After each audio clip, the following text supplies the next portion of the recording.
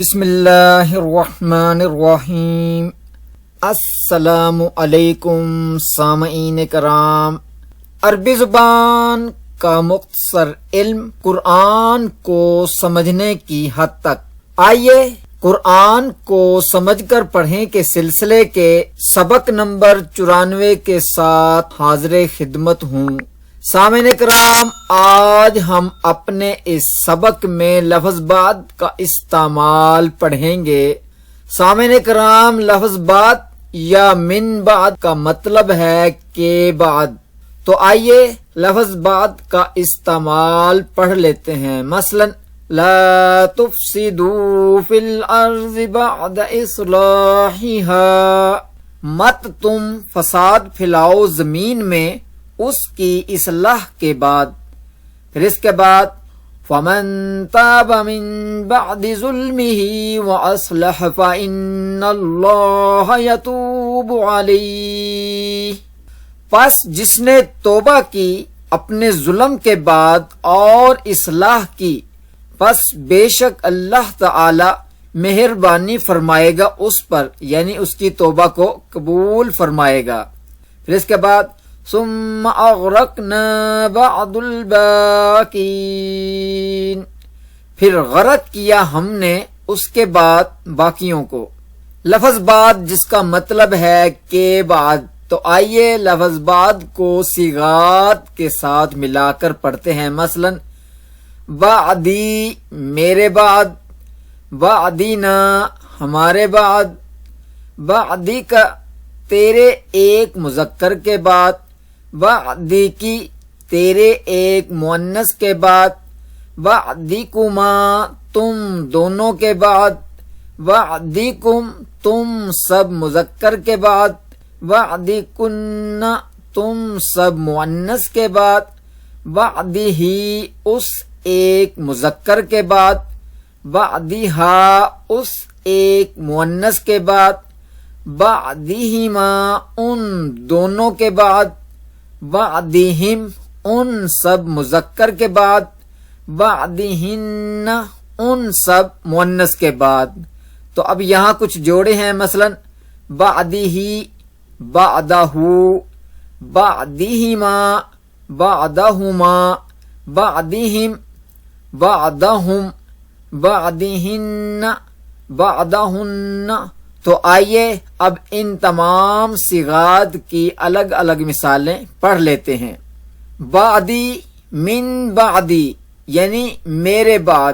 مثلا اذ قال لبنیہ ما تعبدون من بعدی قالوا نعبد الہک و الہ آبائک ابراہیم و اسماعیل وَإِسْحَاقَ إِلَٰهٌ وَاحِدًا۔ جب کہا، یعنی یعقوب علیہ السلام نے پوچھا اپنے بیٹوں سے، کس کی تم عبدیت کرو گے میرے بعد؟ انہوں نے کہا، ہم عبدیت کریں گے آپ کے الہ کی اور آپ کے آباء و اجداد ابراہیم اور اسماعیل اور اسحاق علیہم السلام کے الہ کی، وہ الہ جو کہ واحد یعنی یکتا ہے۔ پھر اس کے بعد قال بئس ما خلفتمونی من بعدی، موسیٰ علیہ السلام نے ہارون علیہ السلام سے کہا، بہت ہی بری ہے جو جانشینی کی تم نے میرے بعد۔ بعدنا یا من بعدنا اس کا مطلب ہے ہمارے بعد، بعدی کا یا من بعدی کا اس کا مطلب ہے تیرے بعد، بعدکم یا من بعدکم تم سب کے بعد۔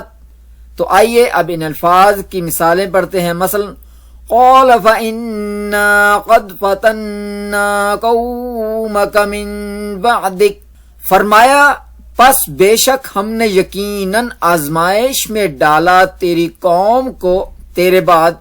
پھر اس کے بعد ان یشاء یذہبکم ویستخلف من بعدکم ما یشاء، اگر وہ یعنی اللہ تعالی چاہے تو لے جائے تم کو اور وہ جانشین بنا دے تمہارے بعد جس کو وہ چاہے۔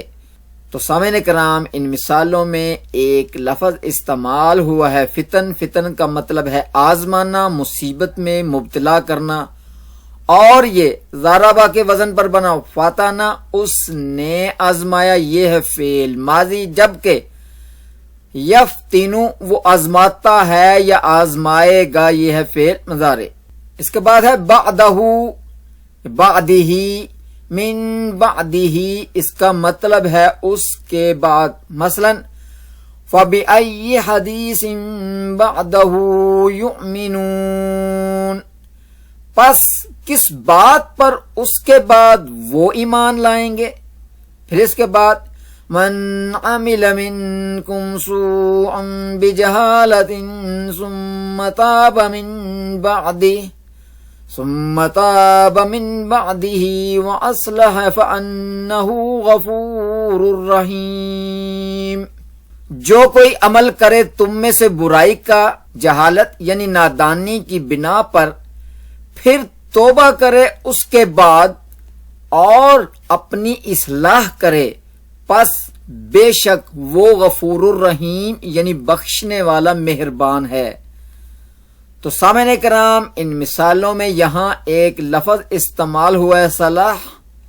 صلاح کا مطلب ہے درست کر لینا، ٹھیک کر لینا، اور یہ ضربہ کے وزن پر بنا صلاح، وہ درست ہوا، یہ ہے فعل ماضی، جبکہ یصلح وہ درست ہوتا ہے یا ہوگا، یہ ہے فعل مضارع۔ درست یا اصلاح کرنا، اصلح اس نے اصلاح کی، یہ ہے فعل ماضی، جبکہ یصلح وہ اصلاح کرتا ہے یا کرے گا، یہ ہے فعل مضارع۔ اس کے بعد ہے بعدہا، بعدہا، من بعدہا، ان الفاظ کا مطلب ہے اس یعنی ایک مؤنث کے بعد، مثلا قال ان سألتك عن شيء بعدها فلا تصاحبني، کہا موسیٰ علیہ السلام نے اگر سوال کروں میں آپ سے کسی شے کے بارے میں اس کے بعد تو مت اپنی صحبت میں رکھنا مجھے۔ پھر اس کے بعد ثم ان ربك للذين عملوا السوء بجهالة ثم تابوا من بعد ذلك واصلحوا ان ربك من بعدها لغفور رحیم، پھر بے شک تمہارا رب ان لوگوں کے لیے جنہوں نے عمل کیے برے جہالت یعنی نادانی کی بنا پر، پھر توبہ کریں اس کے بعد اور اپنی اصلاح کر لیں، پس بے شک تیرا رب اس توبہ کے بعد غفور الرحیم یعنی بہت بخشنے والا، نہایت رحم کرنے والا ہے۔ بعدہم، بعدہم، من بعدہم، ان الفاظ کا مطلب ہے ان سب مذکر کے بعد۔ اسی طرح بعدہن، بعدہن، من بعدہن، ان تمام الفاظ کا مطلب ہے ان سب مؤنث کے بعد، مثلا وَلَنُسْكِنَنَّكُمُ الْأَرْضَ مِن بَعْدِهِمْ، اور ضرور بضرور ہم سکونت دیں گے یعنی آباد کریں گے تمہیں زمین میں ان کے بعد۔